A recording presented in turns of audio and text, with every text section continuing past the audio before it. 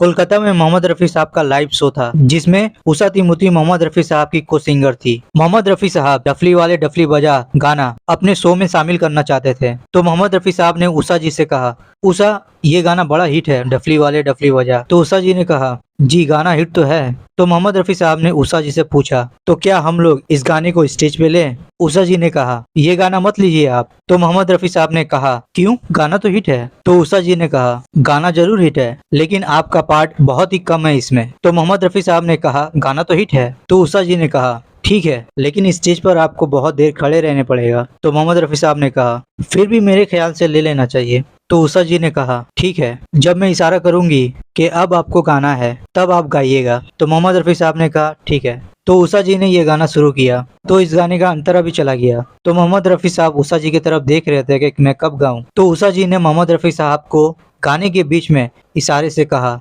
रुकिए मैं इशारा कर दूंगी। और अब मोहम्मद रफ़ी साहब के गाने का लाइन आ गया, तेरी छमछम से मेरी डमडम से क्या रंग छाने लगा है, उन्हें भी दिखाओ उन्हें भी बुलाओ, कहाँ है ये दुनिया वाले। मोहम्मद रफ़ी साहब के इस गाने में बस इतना ही लाइन है। तो मोहम्मद रफ़ी साहब इस गाने के अपना लाइन गाकर थोड़ा नर्वस हो गए, तो मेरा इस गाने में इतना ही लाइन है। तो उषा जी ने कहा, जी बिल्कुल, मैं इसीलिए आपको मना कर रही थी कि आप ये गाना मत लीजिए। तो मोहम्मद रफ़ी साहब ने कहा, अच्छा ठीक है कोई बात नहीं। तो मोहम्मद रफ़ी साहब दोबारा कहने लगे, उषा गाना तो हिट है। तो उषा जी ने कहा, गाना तो हिट है लेकिन आपका ज्यादा पार्ट नहीं है ना इसमें। अगर आपको ये गाना गाना है तो आपको कुछ अपनी तरफ से बना लेना चाहिए ताकि हम दोनों बराबर के गाएं।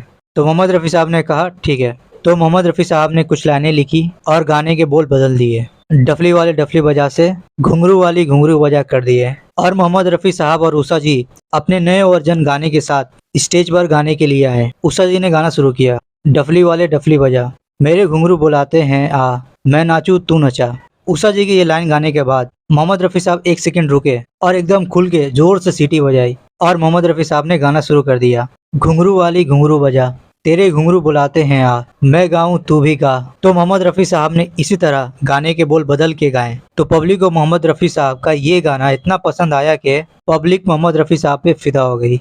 मोहम्मद रफ़ी साहब का ये भी टैलेंट था, वो गाने के बोल चेंज करके भी गा सकते थे सेम धुन के साथ परफेक्टली।